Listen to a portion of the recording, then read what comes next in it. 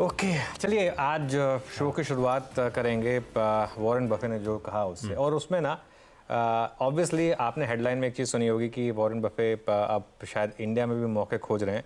लेकिन कल जो वॉरेन बफे ने जो उनकी एजीएम हुई ना, उसमें जो चीज़ मुझे ज़्यादा अच्छी लगी वो लगी उनकी ह्यूमन साइड। ठीक है ना, वो उनकी ह्यूमन साइड लगी मुझे जो ज़्यादा अच्छी।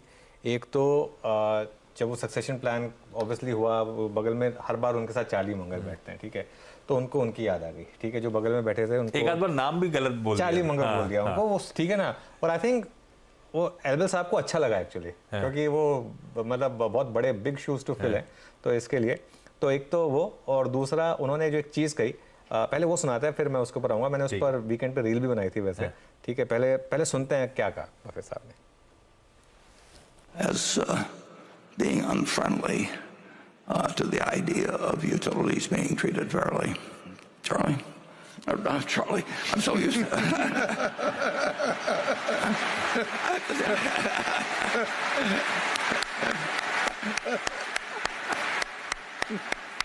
I had actually checked myself a couple times already, but I'll slip again. You should probably ask yourself is that who do you feel that you'd want to start spending the last day of your life with, and then figure out a way to start meeting them or tomorrow, and meet them as often as you can. Because why wait a little last day? And don't bother with the others. I do think, as someone who doesn't understand a thing about it, that it has enormous potential for good and enormous potential for harm, and I just don't know how that plays out. Okay तो देखिए, जो हिंदी में translate कर देता हूँ simple, जो उन्होंने कहा कि उस इंसान को आइडेंटिफाई करिए जिनके साथ आप अपनी ज़िंदगी का आखिरी दिन बिताना चाहते हैं, और उसके बाद उनको कल ही मिलिए, और मतलब आने वाले कल में, और उसके बाद जितना ज़्यादा टाइम हो सकता है उनके साथ बिताइए, बाकियों को इम्पोर्टेंस कम दीजिए। तो ये एक इम्पॉर्टेंट लाइफ लेसन है, क्योंकि बिल्कुल सही कहा उन्होंने। आई थिंक वो ऑब्वियसली उनको चार्ली मंगर की काफ़ी याद आ रही होगी। पहली एजीएम थी जिसमें चार्ली मंगर नहीं थे, ठीक है ना, तो ऑब्वियसली लेकिन तो इसके लिए हमेशा वो उन इंसानों के साथ ज़्यादा टाइम स्पेंड करें जिनके साथ आप वाकई में ज़्यादा टाइम स्पेंड करना चाहते हैं और अपनी ज़िंदगी का आखिरी दिन स्पेंड करना चाहते हैं। तो ये एक लाइफ लेसन था वॉरेन बफे का। चलिए अब मार्केट पर आते हैं और मार्केट के क्यूज़ डिस्कस करते हैं। मैं एक चीज़ बोल रहा हूँ जो मार्केट के लिए भी ठीक है और लाइफ के लिए भी ठीक है। Buy at 20 and stop at 50। ठीक है ना, मतलब 20 साल की उम्र में खरीदिए, 50 साल की उम्र में अपना वो कॉर्पस बना लीजिए। इसी तरह मार्केट में 20 डेमा पर खरीदिए और 50 डेमा का स्टॉप लॉस लगा लीजिए। बहुत सिंपल स्ट्रैटेजी है मार्केट में। अब आप फ्राइडे का भी सेशन देखिए। फ्राइडे को 20 डेमा क्या था, 22,430, और 50 डेमा क्या था, 22,250। मेरी अप्रोच क्या रहती है कि 20 पर बाय करें, 50 का स्टॉप लॉस लगा दें। फ्राइडे का लो क्या था, 22,348। तो मतलब अगर आपने उस पर बाय किया 20 डेमा पर, तो एक बार के लिए आप 70-80 पॉइंट नीचे थे, लेकिन आपका स्टॉप लॉस नहीं ट्रिगर हुआ, उसके ऊपर आप बंद हुए, और आज आपको और 100-125 पॉइंट का गैप अप मिलने वाला है। ठीक है, अब करना क्या है। एक तो इम्पॉर्टेंट चीज़ ये है कि कल इलेक्शंस का फेज़ 3 है। मैं बहुत ज़्यादा पॉजिटिव होता अगर कल इलेक्शन का फेज़ 3 नहीं होता और हमारे पास एक एनेक्डोटल एविडेंस नहीं होता कि पिछली 2 बार इलेक्शन वाले दिन मार्केट गिरा था। दोनों के दोनों दिन इलेक्शन वाले दिन मार्केट गिरा था। अब वो चाहे जो मर्जी कह लें आप, बहुत लोग बहुत चीज़ें बोलते हैं कि वोटिंग कम है, शायद कुछ लोग ये सट्टा बाजार ये कह रहा है वो कह रहा है। मैं इन सब चीज़ों में बिलीव नहीं करता हूँ। मेरा ये मानना है कि अभी भी मार्केट में वो बेसिक थीसिस इंटैक्ट है कि एनडीए इज़ कमिंग बैक का। ठीक है, तो उस हिसाब से आप 4 जून तक की जितनी भी आपकी ये ट्रेडिंग पोजीशंस हैं उसमें बने रहें और कोशिश करें कि हर डिप पर बेसिकली ऐड करें। ठीक है, उसके बाद आप अपनी ट्रेडिंग पोजीशन को थोड़ा कम कर लें। जून 4 के आसपास अपनी ट्रेडिंग पोजीशंस को थोड़ा कम कर लें। लेकिन अगर आप इन्वेस्टर हैं तो आपको बिल्कुल डरने की ज़रूरत नहीं है। इलेक्शन रिजल्ट कुछ भी आ जाए चाहे। आपको बेस्ट एग्जांपल बताता हूँ उसका, 2004 का वो इलेक्शन रिजल्ट, जब वाजपेयी सरकार वापस नहीं आई थी और मार्केट ने लोअर सर्किट लगाया था, उससे बड़ी अपॉर्चुनिटी नहीं मिली थी मार्केट में। मैं ये नहीं कह रहा हूँ कि इस बार भी वैसा होगा, बट मैं ये कह रहा हूँ कि अगर आपको डर है कि ये सरकार वापस नहीं आएगी तो क्या, तो उससे कुछ फर्क नहीं पड़ेगा। ऑब्वियसली अगर ये सरकार वापस आएगी तो ज़्यादा बड़ी रैली होगी, लेकिन ये जो रैली है ये आपको भारत की ग्रोथ स्टोरी के ऊपर बिलीव करके करनी है। वैसे भी खैर मेरा ये मानना है कि आई थिंक जिस हिसाब से कॉन्फिडेंस है पीएम और होम मिनिस्टर का, मेरे ख्याल से ये ठीक ठाक रहने वाला है मामला। तो इसके लिए कोई टेंशन नहीं है, कोई ज़रूरत नहीं है घबराने की। और बाकी अगर आपने फ्राइडे को लॉन्ग लिया है क्या करना है, अगर आपने पहले लॉन्ग लिया क्या करना है, ये सब जब हम निफ्टी की स्ट्रैटेजी डिस्कस करेंगे तब उस पर आएंगे। लेकिन मार्केट में ये अप्रोच रखें एज अ ट्रेडर, 4 जून तक हर डिप को बाय करें, 4 जून के आसपास हल्के हो जाएं। 4 जून को भले ही एनडीए के चाहे 400 सीटें भी आ जाएं, एक बार के लिए मार्केट करेक्ट होगा, क्योंकि वो buy on rumour sell on news play out होगा। और उसके बाद इन्वेस्टर्स के लिए एक अच्छा मौका होगा अगर कोई भी गिरावट आती है मार्केट में, चाहे इलेक्शन के पहले आए चाहे इलेक्शन के बाद आए। बहुत बढ़िया, सारी इंटरेस्टिंग अपफ्रंट कमेंट्री आज मंडे के सेशन की। अभी आएंगे निफ्टी की स्पेसिफिक अप्रोच पे आगे, लेकिन अब पहले मूड माहौल थोड़ा सा समझ लिया जाए। भाई हफ्ते की शुरुआत ठीक ठाक होगी ऐसा गिफ्ट निफ्टी गांधीनगर से कह रहा है। सुबह से 100 पॉइंट के आसपास के गैप अप के इंडिकेशंस है, मोटा मोटी आधे % की मजबूती के साथ हम शुरुआत करेंगे। तो फ्राइडे के उस पेन से कुछ हद तक उभरे। फ्राइडे को बहुत तगड़ा पेन था, दिन के हाई से कहां जाके हम समाप्ति करी, और दिन में तो एक समय 22,800 ऑलमोस्ट खड़ा था और 22,350 के नीचे स्लिप भी हुए थे। इस तरह का था फ्राइडे का वो ऊपरी स्तरों से प्रेशर। खैर बढ़िया संकेत इसीलिए है क्योंकि हैंडओवर बढ़िया है। पहले एशिया दिखा देता हूं। एशिया देख के थोड़ा समझ में नहीं आया क्योंकि आज कई सारे एशियन मार्केट्स, कोई जापान हुआ, साउथ कोरिया हुआ, इवन थाईलैंड हुआ, सब बंद है, छुट्टी मना रहे हैं। तो जो खुले हैं वो थोड़े से कंफ्यूजिंग सिग्नल्स दे रहे हैं। एक काम करिए, सीधे यूएस दिखाइए।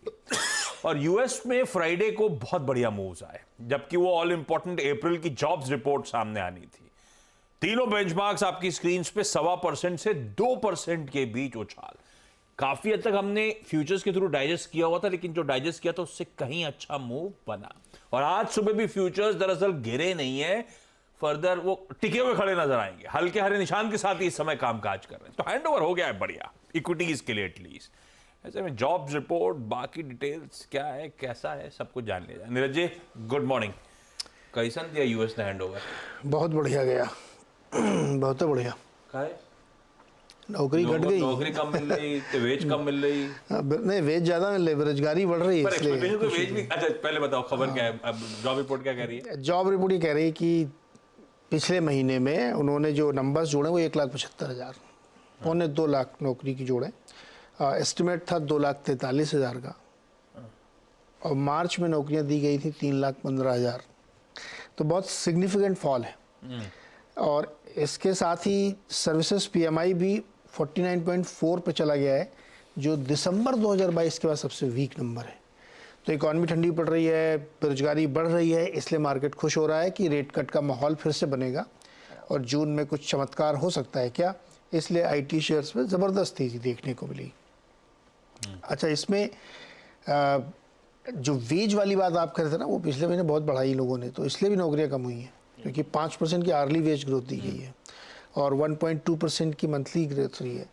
तो वो भी एक फैक्टर इसमें करना चाहिए। लेकिन ये अनएम्प्लॉयमेंट नंबर जो 3.9% पर गया, 4 के ऊपर गया तो फेड बहुत खुश हो जाएगा, फिर तो एक्शनेबल हो जाएगा। तो 3.9 पे गया है, एक बार और जा चुका फरवरी में, लेकिन फिर से गिर गया था वो। तो लेट्स सी क्या होता है। लेकिन मार्केट इस बात को लेकर के बहुत होपफुल हो गया। हालांकि बॉन्ड मार्केट में भी बहुत बड़ा रिएक्शन नहीं हुआ, लेकिन 4.5 के आसपास आ गया 10 साल की बॉन्ड यील्ड। अगर ये एक महीने और टिक गया ऐसा नंबर तो मान लेना चाहिए फिर ये ट्रेंडिंग है, नीचे की तरफ जा रहा है। लेकिन उस एक महीने से पहले शायद हमें बॉन्ड उसकी तैयारी करनी चाहिए, जेट फेड की मीटिंग की जो 11-12 जून के आसपास होगी। तो कल की कहानी यही थी, शुक्रवार की कहानी, इसलिए मार्केट में बहुत बड़ी तेज़ी बनी और आईटी में सब में बहुत ज़बरदस्त तेज़ी बनी। एप्पल खास तौर पे लीड कर रहा था क्योंकि उसमें हिस्ट्री का सबसे बड़ा बाईबैक शुरू हो गया है। सो मुझे लगता है कि मार्केट वहाँ का जो है बहुत ही लोकल रीजन्स पे रिएक्ट कर रहा है, तो उसका हम लोग कितना इंटरप्रिटेशन ले सकते हैं ये मैं देखना चाहिए। लेकिन माहौल खुशनुमा है, माहौल तेज़ी का है और जब तक कुछ नहीं होता तब तक तो इस माहौल को एंजॉय करना चाहिए। ये बात सही है। ये इक्विटी ने रिस्पॉन्ड किया, वो तब और अब की सेकंड प्लेट रखिएगा। बहुत ज्यादा ना बॉन्ड डील्स हिली, ना डॉलर इंडेक्स हिला, सब वहीं के वहीं थे। गोल्ड भी वहीं पे है, Equity क्रूड भी में वहीं पे, मस्त खाली मिला। अरे इक्विटी का तो नीजर रिएक्शन, हम लोग ट्रिगर हैप्पी लोग हैं। ट्रिगर मिला खुश, वो थोड़े डेप्थ वाले हैं, सोचते समझते वो गंभीर थोड़ा लोग हैं। ज्यादा सोचते हैं वो वो लोग। थोड़े गंभीर लोग हैं, तो बाकी सब वहीं के वहीं खड़ा हुआ। इक्विटीज ने बड़ा रिजॉइस करा उस कमजोर फाइनली जो जॉब्स रिपोर्ट सामने आई यूएस की। तो हैंडओवर इक्विटीज के लिए आज से तो बढ़िया है, वही गिफ्ट निफ्टी दिखा भी रहा है आपको। लेकिन फ्राइडे को समीकरण बहुत बिगड़े थे। ऐसा दूसरी बार हो गया पिछले हफ्ते, रिकॉर्ड जड़े 22,800 के आसपास, फिर नर्वस हुए, प्रॉफिट टेकिंग आई, और फ्राइडे वाली तो खैर कई सारे रीजन से चलते ज्यादा तगड़ी बन गई थी। ऐसे में पहले सेटअप समझते हैं, उसके बाद निफ्टी का अप्रोच। कैसा लग रहा है अब सेटअप? सेटअप बहुत शानदार है। सेटअप मुझे एग्जैक्टली जो देखना था वही देखने को मिल रहा है। वो फिर से जज्बात और वो सब कुछ बदल गए एक दिन में, और एग्जैक्टली जो स्क्रीन दिखाना चाहती है वो दिखाया स्क्रीन ने।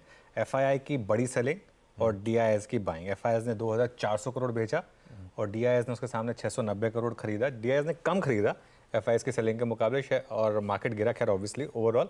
हालांकि लास्ट के घंटे में ठीक ठाक रिकवरी आई थी, लेकिन अगली जो 3-4 प्लेट्स हैं ना, वो सेटअप के लिए ज़्यादा इंपॉर्टेंट हैं। पहले तो खैर बार्स दिखा दीजिए।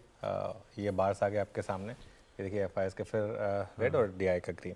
लेकिन एफआईआई की जो सेलिंग है इंडेक्स फ्यूचर्स में 4,500 करोड़ की और स्टॉक फ्यूचर्स में 8,000 करोड़ से ऊपर की, ये पॉजिटिव है। एफ के आंकड़े डिस्कस हो रहे हैं अब, वो ज़्यादा जरूरी है। एफआईआईज इन इंडेक्स फ्यूचर्स और एफआईआईज इन स्टॉक फ्यूचर्स, ये नहीं, इससे पहले वाली प्लेट 4,419 करोड़ इंडेक्स फ्यूचर्स में और 8,190 करोड़ स्टॉक फ्यूचर में। स्टैंडर्ड टेम्पलेट है, इसमें कोई दिक्कत नहीं होनी चाहिए। तो इतना इंडेक्स फ्यूचर्स में बिका 4,400 करोड़ और 8,200 करोड़ करीब स्टॉक फ्यूचर्स में बिका। तो ये एक अच्छा आंकड़ा है, क्योंकि इसका मतलब ये है कि मार्केट में बहुत ज़्यादा एफआईआईज ने शॉर्ट पोजीशंस ली हैं, सिंपल। और with in index futures 1,516 crore bank Nifty futures में सेलिंग हुई और उसके अलावा 2,900 करोड़ निफ्टी फ्यूचर्स में सेलिंग हुई। तो ये अक्रॉस द बोर्ड सेलिंग थी फ्राइडे को। निफ्टी बेचा, बैंक निफ्टी बेचा, स्टॉक्स बेचे और स्टॉक फ्यूचर्स बेचे, ठीक है। और अब वो ट्रेंड देखिए आप, 2-3 दिन से एफआईआईज की जो बाइंग चल रही थी इंडेक्स फ्यूचर्स में, वो वापस नेगेटिव हुई, 4,419 करोड़ हुई 3 मई को। और जो लॉन्ग और शॉर्ट के मामले हैं, फ्राइडे को हमने शो के शुरू में एक चीज़ कही थी कि बस एक ही दिक्कत है कि एफआईआईज नेट लॉन्ग हो गए, अब वापस शॉर्ट हो गए। 1,61,000 लॉन्ग, 2,04,000 शॉर्ट। लॉन्ग कटे 52,000, शॉर्ट ऐड हुए 19,000 के करीब, मतलब करीब करीब 72,000 शॉर्ट्स, नेट शॉर्ट्स ऐड हुए एक ही दिन में सिस्टम में। आप समझिए अगर ये गैप अप टिक गया तो ये 72,000 शॉर्ट्स क्या करेंगे। सिंपल अप्रोच है मार्केट की, ऑब्वियसली कवरिंग आएगी, वो ट्रेंड आएगा आपकी स्क्रीन पर। 35% लॉन्ग पे थे हम पहले, वहाँ बड़ी रैली हुई थी। फिर फ्राइडे को हम 53% लॉन्ग पर आ गए थे, वहाँ पे रैली पंक्चर हुई। अब हम वापस 43% लॉन्ग पर आ गए हैं। तो अब मेरे ख्याल से फिर से एक रैली बननी चाहिए, और वो अगर लॉन्ग शॉट का चार्ट हो तो ठीक है, वरना नहीं भी होगा तो भी इससे मामला समझ में आता है। एक बार वो लॉन्ग शॉट का चार्ट देख लेते हैं। ये भी देखिए, ये भी वापस जो है थोड़ा सा शॉर्ट साइड पर आया। और एक दो चीज़ अच्छी हुई थी फ्राइडे को, मार्केट में कॉम्प्लेसेंसी निकल गई है। वो हमने एक चीज़ डिस्कस की थी, इंडिया विक्स 10 तक पहुंच गया था, वो इंडिया विक्स अब 10 वाला 15 पे आ गया। ये अच्छी चीज़ है। वो बहुत ज़्यादा, देखिए 10 के विक्स पे आप पैसा नहीं बना पाएंगे, क्योंकि हर कोई अगर ये एक्सपेक्ट कर रहा है कि मार्केट चलेगा तो फिर मार्केट कैसे चलेगा। थोड़ा तो मार्केट में डर भी होना चाहिए, थोड़ा तो मार्केट में रिस्क भी होना चाहिए। यही मैं इलेक्शन के लिए भी कह रहा हूँ, अगर हर कोई ये मान लेगा कि 400 सीटें आ रही है तो मार्केट कैसे चलेगा। जब तक बीच बीच में ये सब फेजेस नहीं आएंगे कि हाँ मार्केट की नहीं आ रही हैं, सट्टा बाजार ये कह रहा है वो कह रहा है, तब तक आपको अपॉर्चुनिटी नहीं मिलेगी। तो ये अपॉर्चुनिटी मिल रही है आपको। तो इंडिया विक्स बढ़कर बंद हुआ, और पुट कॉल रेशियो जो बहुत ओवरबॉट हो गया था, एकदम से एक दिन में ओवरबॉट से ओवरसोल्ड पर आ गया, 1.28 से घटकर 0.89 पर आ गया। बैन की जहाँ तक बात है, बैन में 2 स्टॉक ऐड हुए, बलरामपुर चीनी और जीएमआर इंफ्रा, और 3 स्टॉक ऑलरेडी थे, तो 5 स्टॉक हैं बैन में, कोई दिक्कत नहीं मेरे ख्याल से सेटअप को। लेकिन आज मैं बहुत पॉजिटिव लेकर चल रहा हूँ। अगेन मैं बोल रहा हूँ, गैप अप टिकना चाहिए पहले 15 मिनट के बाद वाला।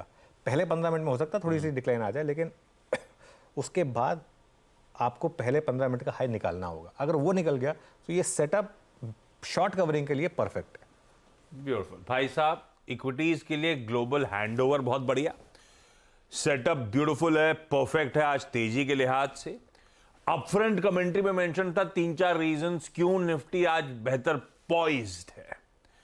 ऐसे में चलिए अब निफ्टी का स्पेसिफिक अप्रोच समझ लिया जाए। पहले उनके लिए जिन्होंने सीएनबी की आवाज की मानी, फ्राइडे के उस पेन के बीच में जाते जाते लॉन्ग करने की हिम्मत रखी, उनके लिए रणनीति। और आज वो पहले 15 मिनट की आप बाबा जिक्र कर रहे हो, क्या वॉच आउट करेंगे हम लोग और क्या लेवल्स होंगे निफ्टी के लिए अदरवाइज? बिल्कुल, तो देखिए पहले लेवल्स डिस्कस कर लेते हैं, उसके बाद अप्रोच पे आएंगे। ठीक है। पहले रेजिस्टेंस क्योंकि गैप अप मिल रहा है 22,600 से 22,650, सबसे बड़ा कॉल राइटर 22,600 पर बैठा है, तो उसके लिए 22,600 से 22,650 के बीच में पहली रेजिस्टेंस है। और ऑब्वियसली आपकी बड़ी रेजिस्टेंस है आपका ऑल टाइम हाई 22,750 से 22,800 का जोन, जहां पर आप 2 बार जाके फिसल चुके हैं। ठीक है, तो ये आपके लिए बड़ी रेजिस्टेंस हो गई, लेकिन सपोर्ट ज़्यादा ज़रूरी है। पहले 22,475 से 22,500 फ्राइडे का क्लोजिंग जोन, और उसके बाद मतलब एडजस्टेड 22,475 था, प्रोविजनल 22,490 के करीब था, तो ये आपके लिए पहला सपोर्ट है। और बड़ा सपोर्ट आएगा आपका 22,350 से 22,430, जहाँ पर आपका 20 डेमा प्लेस्ड है आशीष, और जहाँ पर आपको फ्राइडे का लो प्लेस्ड है। देखिए अगर आपने वो फ्राइडे को लॉन्ग किया है और अगर वो pure and specific BTST long है, तो उसको या तो बुक कर लें या हाफ बुक करके बाकी हाफ को कैरी कर लें अपनी बाय प्राइस के स्टॉप के साथ। BTST ट्रेड में अप्रोच बहुत सिंपल होती है, बड़ा गैप अप मिल रहा है बुक कर लें, उसके बाद इंट्राडे में दोबारा मौका मिले नहीं मिले वो बात की बात है। लेकिन अगर आपकी अप्रोच सिर्फ BTST की थी तो उसको फिर BTST की तरह ही अप्रोच रखें, फिर उसके बाद ज़्यादा नहीं, हाफ तो बुक कर ही लें, बाकी हाफ को अपनी कॉस्ट प्राइस के हिसाब से एडजस्ट करें, या जो भी आप स्क्रीन देखकर बाकी को एडजस्ट करें। स्विंग ट्रेडर्स क्या करें? स्विंग ट्रेडर्स मतलब अगर आप ट्यूसडे वेंसडे या लास्ट वीक से लॉन्ग हैं अगर, तो अब आपका स्टॉप लॉस हो जाएगा 22,475 का, ठीक है ना। 22,475 अभी आपका एक स्टॉप लॉस हो जाएगा। और अगर आप पोजिशनली लॉन्ग कैरी कर रहे हैं और वो 2, 3, 4, 5, 6 के अप्रोच के हिसाब से कैरी कर रहे हैं, तो अब एक स्टॉप लॉस रखें 22,430 का 20 डे मार्क का क्लोज के हिसाब से। क्लोज जरूरी है, 22,430 के नीचे अगर बंद होते देखें तो फिर अपनी लॉन्ग पोजीशन से बाहर निकलना शुरू करें। फ्रेश बाइंग कहाँ करनी है, सबसे इंपॉर्टेंट सवाल। 22,500 से 22,550 का अगर जोन मिल जाए आपको, किसी भी कारण से मिल जाए, मतलब गैप अप के बाद, ऑब्वियसली गैप अप के बाद ये मिल गया और यहाँ पर अगर स्टेबिलिटी आ गई तो यहाँ पर बाय करें और एक स्टॉप लॉस लगा दें 22,450 फ्राइडे के क्लोज से जस्ट 25 पॉइंट नीचे। अब मुझे पता नहीं 22,500 से 22,550 आपको मिलेगा या नहीं मिलेगा, क्योंकि गैप अप हो रहा है, लेकिन गैप अप के बाद अगर मिल जाए ये जोन, तो ये जोन होगा फिर फ्रेश बाइंग का विद 22,450 है स्टॉप लॉस।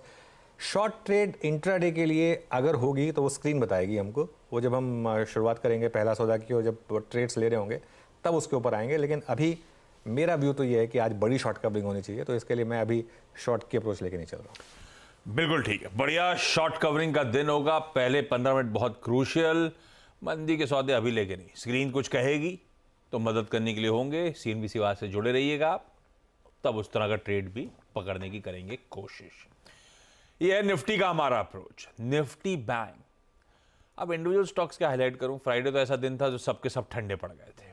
आज लेकिन कोटक के नंबर्स पे रिएक्ट कर रहे होंगे और साथ साथ आजकल जलवे बैंकेक्स के भी, एक्सपायरी का दिन उसकी भी। क्या करें बैंक्स में?